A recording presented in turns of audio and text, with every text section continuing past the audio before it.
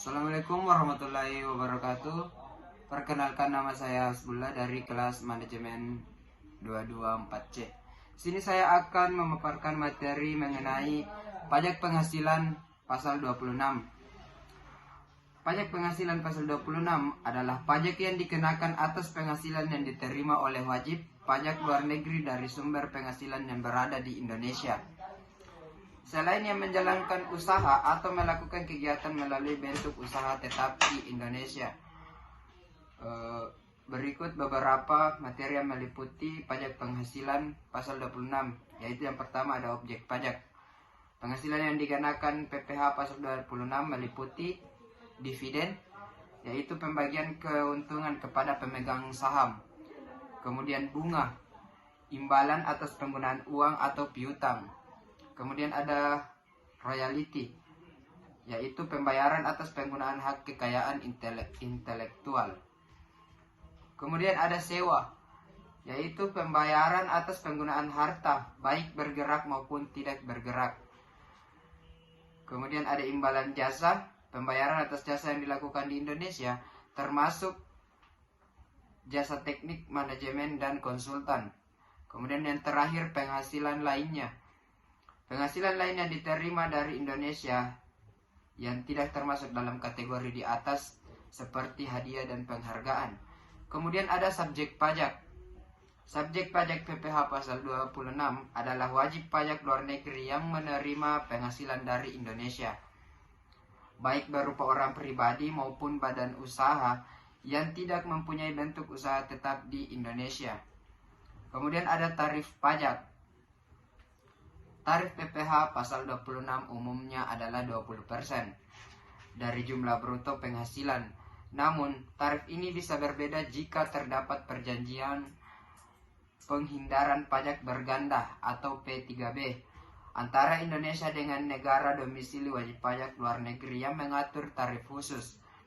Kemudian ada pemotongan pajak. Pihak yang membayar penghasilan kepada wajib pajak luar negeri bertanggung jawab untuk memotong PPh pasal 26 dari jumlah bruto penghasilan yang dibayarkan dan menyetorkannya ke kas negara. Kemudian ada pelaporan dan pembayaran. Yang pertama ada penyetoran. PPh pasal 26 yang telah dipotong harus disetorkan ke kas negara paling lambat tanggal 10 bulan berikutnya setelah bulan saat terutangnya pajak. Kemudian ada pelaporan. Pemotong pajak harus melaporkan pemotongan dan penyetoran PPh pasal 26 melalui surat pemberitahuan atau SPT masa PPh pasal 26 paling lambat 20 hari setelah masa pajak berakhir. Kemudian ada dokumen pendukung. Beberapa dokumen yang biasanya diperlukan dalam pelaporan PPh pasal 26 adalah surat setoran pajak atau SSP, bukti penyetoran pajak. Kemudian surat keterangan domisili atau SKD, dokumen yang menunjukkan bahwa penerima penghasilan adalah wajib pajak dari negara yang memiliki perjanjian penghindaran pajak berganda dengan Indonesia jika tarif khusus diterapkan. Kemudian ada bukti pemotongan PPh, bukti yang menunjukkan bahwa pajak telah dipotong oleh pemotong pajak.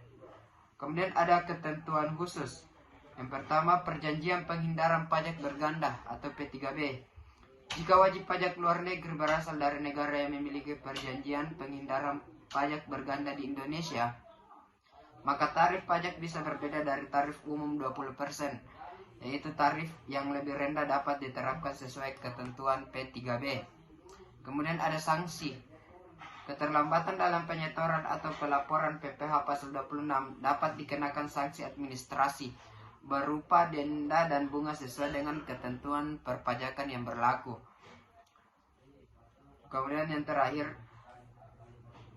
PPh pasal 26 adalah pajak yang penting dalam konteks perpajakan internasional dan bertujuan untuk memastikan bahwa penghasilan yang bersumber dari Indonesia dan diterima oleh wajib pajak luar negeri juga dikenakan pajak sesuai dengan ketentuan yang berlaku.